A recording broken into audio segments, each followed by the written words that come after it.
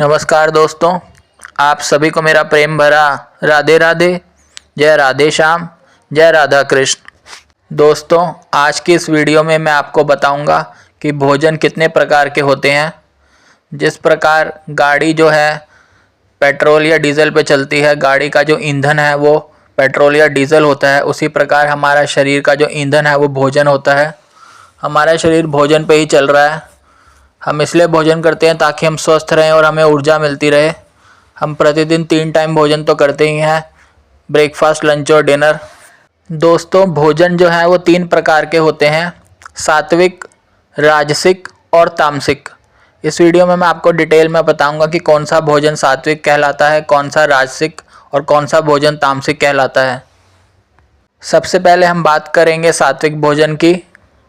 जो भी भोजन ताज़ा और शुद्ध शाकाहारी होता है वह सभी भोजन सात्विक भोजन कहलाता है।